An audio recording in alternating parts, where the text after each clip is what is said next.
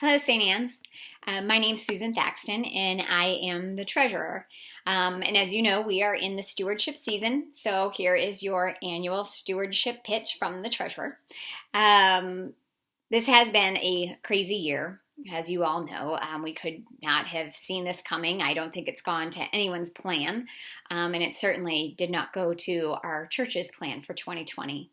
And in my role as treasurer, I have had a front seat in seeing the challenges that the church has faced.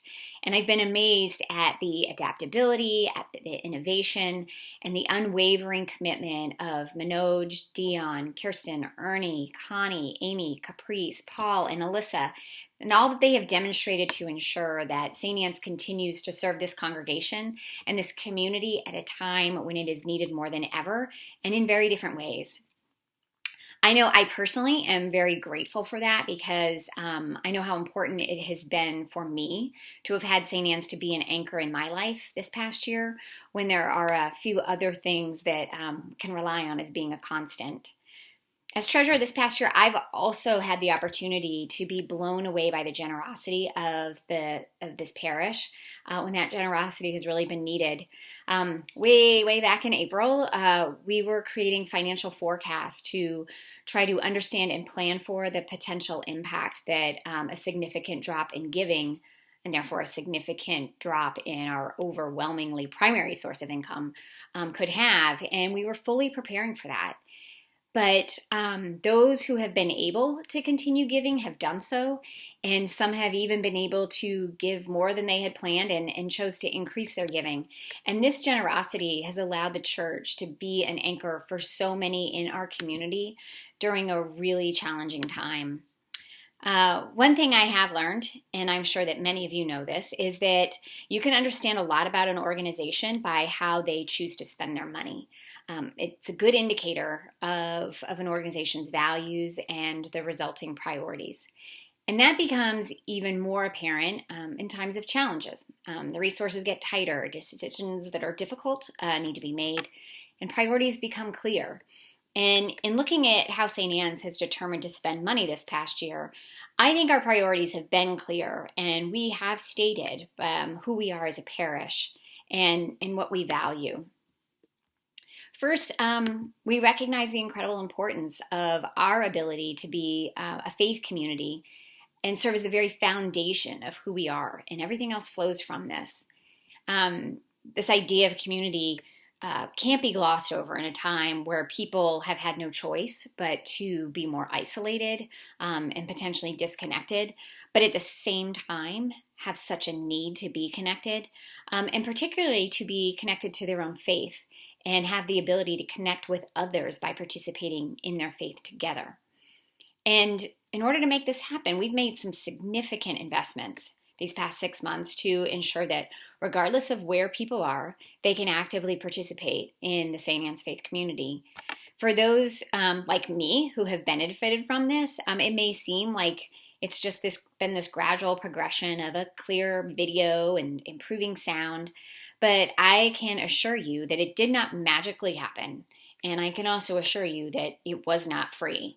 But it was absolutely understood as a necessity so that our community could continue to connect, to pray together, to be in communion with one another, because at our core, that is who we are. It's what we do. And that all that investment has resulted in so many of us being able to actively participate in our faith community still, whether it's through Sunday services or 5:30 evening prayer, adult forum, and all of the other faith ministries that are so important to the members of this community. Ernie has also led the charge of keeping our music program going, which is so fundamental to who we are. To be able to incorporate our own choir and our own music ministry into our services has not only enhanced the services, but it's helped to better connect us to one another through having that one thing that we value and hold dear together as a parish. And we were able to open the church again as well. It's different, but we've done it, albeit we've got to close it again. But opening up the church was not just simply opening up the doors and letting people back in. It required investments in cleaning services and different equipment and a huge amount of staff time to thoroughly plan and adapt as necessary. And all of these efforts required financial support and for it all to happen. And as a church, we demonstrated how important maintaining this faith community is by making these investments. And these investments we will all continue to benefit from beyond 2020. The second priority that is clear is the desire for our parish to be able to live out our faith through our works in support of one another and in support of the greater community beyond St. Anne's. Our outreach efforts have continued, but in a different way. We are still supporting children in our community through Modified Backpack Program, through the Winter Coat Drive, and continuing to help at the Stanton Center. We've also continued to support the Lighthouse Shelter and St. Luke's Food Pantry as hunger has become a more visible need in our community. For those of you who didn't know, our Outreach Grants Committee awarded over $20,000 in grants to local nonprofits to support their work in meeting critical needs in Annapolis. Our partners in Mission in Guatemala has provided desperately needed funding to the community that this parish has long supported, and focused that support this year to provide desperately needed food to people who really had no other alternatives. Our cemetery committee continues to recognize and highlight the importance of our cemetery to the history of our church, as well as to the history of Annapolis, and ensure that the cemetery is an honored and sacred space. Our Stephen ministers continue their work and have even expanded their work to provide comfort and support and healing to our own parishioners. And through the Good Samaritan Fund, we have supported several of our own parishioners who have suffered significant economic impacts due to COVID. Again, all of these efforts required money to support and to happen, and as a church, we demonstrated how important it is to actively live out our faith through works in the church and in the greater community beyond St. Anne's. Finally, we value the necessity for the church to continue well beyond 2020, and we've made that a priority to ensure that that happens. I'm sure you know we have multiple buildings and a cemetery. Some of them are kind of old, and they don't stay upright or lit or warm or cool or mowed on their own. It costs a lot of money to maintain the church and the parish house and PASA and the cemetery. Leaky windows and old bathrooms and crumbling stone walls and old fire pump controllers that are hooked up to outdated electrical components. All of that happens regardless in a pandemic. It happens regardless if we're gathering together in those places or not. And all of it costs money to keep that going. And the other incredibly necessary part of having a church community for the long term is having a staff to support that community in so many ways. We are incredibly fortunate to have so many committed and active volunteers, but without a staff who gets salaries and benefits, we, the parish, would not have near the ability to maintain this faith community or actively live out our faith in the greater community.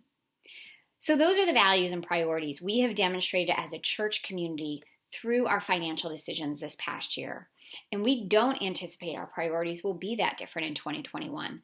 The specific activities or maybe the aging piece of equipment might change, but the priorities will remain the same.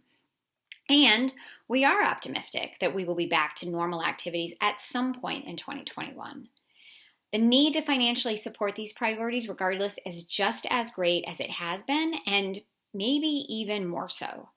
So I know you've heard a lot about stewardship and pledging over the weeks, but that's because it matters. It matters to this community, to the St. Anne's community, and to the greater community.